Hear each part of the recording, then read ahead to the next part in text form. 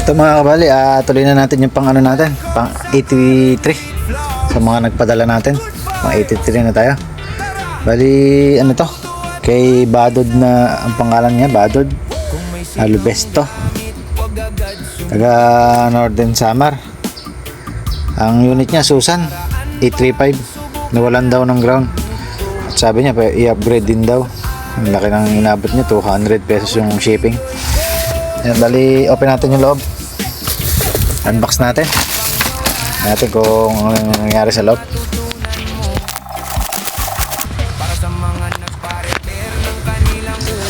Ito mga kabali yung ano natin, unit. Susan 835 MP. Yan, nawalan daw ng ano to, ng output. Open na natin yung box natin, yung ating housing.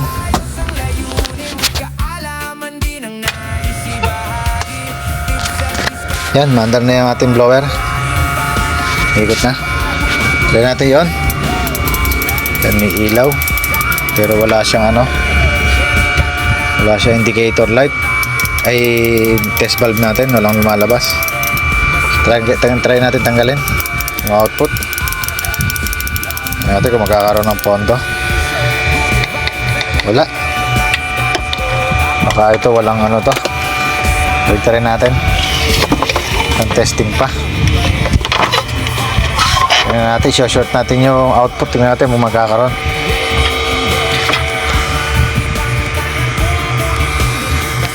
Kabit ko lang.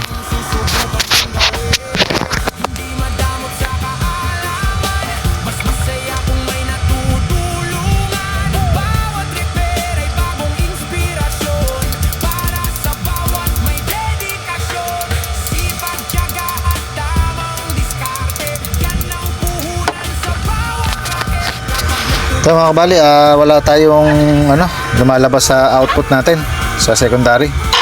Bali sa primary pa lang may problema na tayo sa baka walang signal to. Walang lumalabas na signal papunta dito sa ating mga MOSFET. Yan, bali mag-troubleshooting na ako. Titingnan ko kung saan nagmula. Saan nagmula yung problema, baka dito sa PWM natin. Yan. Yes lang ako. Bali dito sa unit na ni boss, i-repair na rin pala yung PWM nito. Yan. Ay, luminaw. Yan. Yan. Bali dito muna tayo magpapokus sa PWM. Titingnan ko kung mapapalabas ko yung signal dito. Kung meron. Ayan.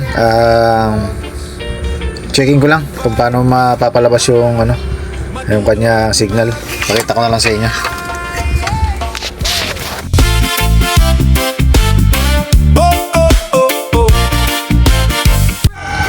Ito mga kabali, nayayos na natin.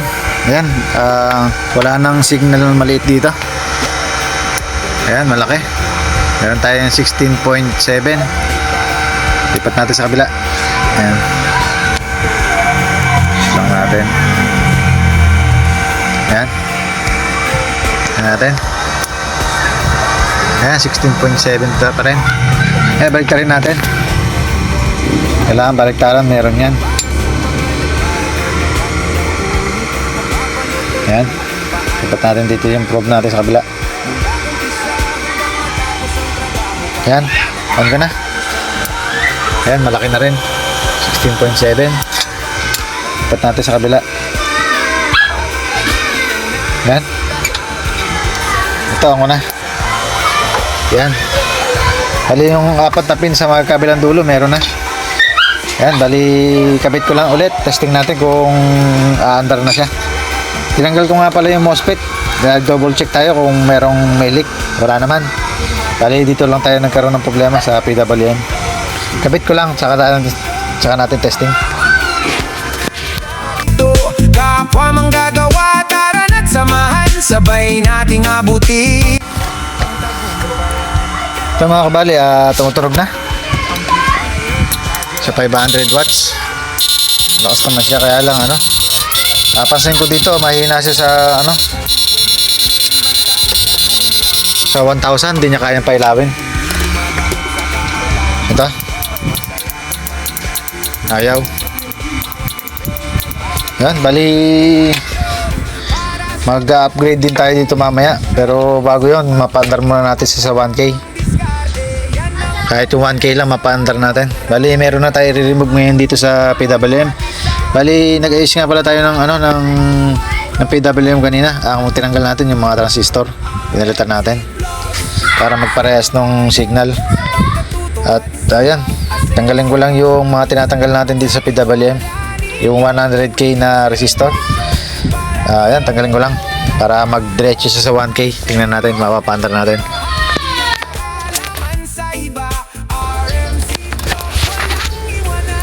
Ito mga kabali, ang niremove lang natin dito yung resistor na 100K sa pin number 3.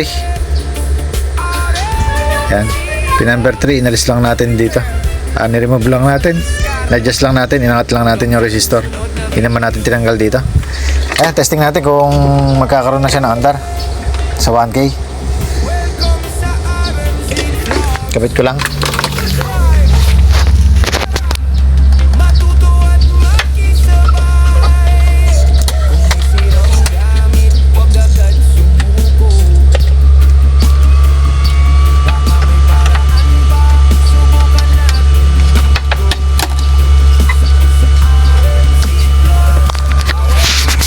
Ito mga kabali, naka-test bulb lang tayo kanina. Kanina wala tayong ilaw. Ito. Ngayon meron na. Na-remove na kasi natin yung 100K. Ganun yung nangyayari dito, para nagiging ordinaryong na lang natin, mga pulang inverter. Like 68, 86, 99. Pag pindot mo, meron tayong reaction sa ilaw. Ayan, parang ganyan na ngayon. Ayan, direct natin. Tingnan natin kung makakandar sa 1K. Naka 1K pa tayo. On ko na. Yan, maandar. 1K. Tagad na natin. Yan, maandar na sa 1K. Yan. Maandar na siya sa 1K. Bali, sunod naman natin yung yung upgrade natin. Itong 5 UF, gagawin natin 6 UF. Yan. Palitan lang natin ng dalawang capacitor to. Palitan ko lang.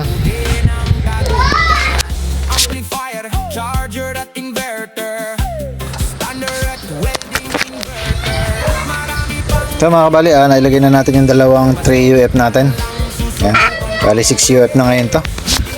Subukan na lang ulit natin. Tingnan natin kung maganda yung naging andar niya, ang lakas niya.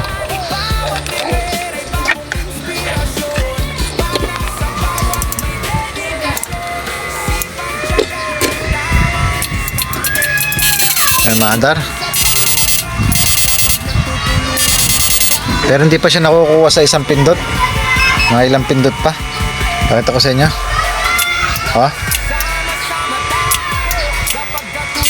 Yan, mga ilang pindot bago umandar. Bali, magda-downgrade din tayo din sa isang capacitor natin, sa filter capacitor. Ito, gagawin natin 68 UF lang to. Dalawa. Yan, palitan ko lang to para medyo umandar ng maayos.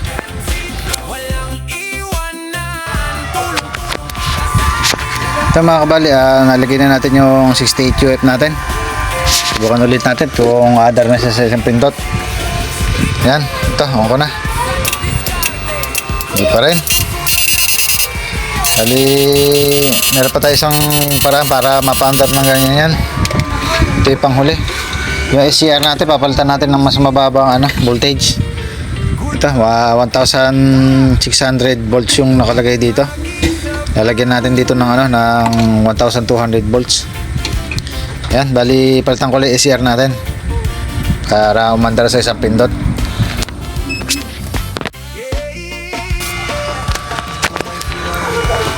Ito mga kabali, ito yung pinalit natin. BTW6912. Yan. Tinanggal natin yung mataas na Ayan. Ito naman BCA60 16. Yan, bali hirap siyang umandar pag ito yung nakakabit. Ito, on natin, tingnan natin kung aandar sa isang pindot o isa o dalawa. On ko na. Ay, pala tayo. Yan, on ko na. Yan, maanda na sa isang pindot. Hindi siya ka hirap. Naka full volume na yan. 50 ampere. 52, 50. Ano yung papabago-bago kasi. Kaya andar niya ngayon. Bali, try ko pa isang ibalik yung ano, yung itong capacitor natin. 100 UF kung kakayanin niya. Pagka hindi niya kakayanin, babalik ko uli yung ano, yung 68. Yan, balik na lang ako. Ito mga kabali, naibalik na natin yung kaninang 100 UF. Ayan, di na natin, mababa lang naman, di naman 150 kaya binalik natin. Subukan natin pag umandar dito, di na natin tatanggalin yan. Kaya isang pindot, tingnan natin kung andar.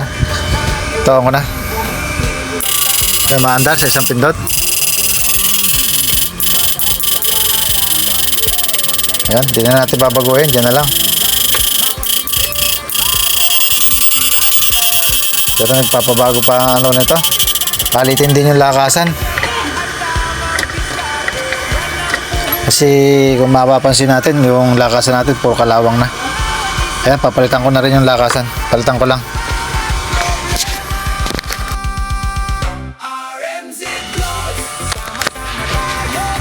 So, mga kabali, napalitan na natin yung kanyang potentiometer.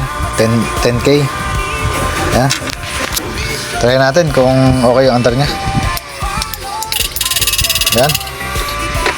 Lulus lang. Salo. Try natin. Ayan, lakas. Try natin sa 2K. Ayan, maandar sa 2K. Sa 3K. Ayan, 3K kaya. Bali doon sa protect na in-adjust natin yan. Yung tinanggal natin 100K sa sa kanyang PWM. Yan, ito. Bali okay na yung unit. Na-under na. Ay balik na natin sa dati. Nalakasan pa. Wala naman na tayo i-adjust na lakas dito. Kasi nag-adjust na lang tayo sa kanyang capacitor. Ginawa natin 6. Tapos yung nahihirapang under niya dito sa SCR, pinalitan natin. Yan. Hanggang dito na lang yung susan na to. Wala naman kami napag-usapan kung yung flip-flop papatayin. Kasi sabi niya upgrade lang sa nawala lang tunog. Yan. Hanggang dito na lang. Okay na.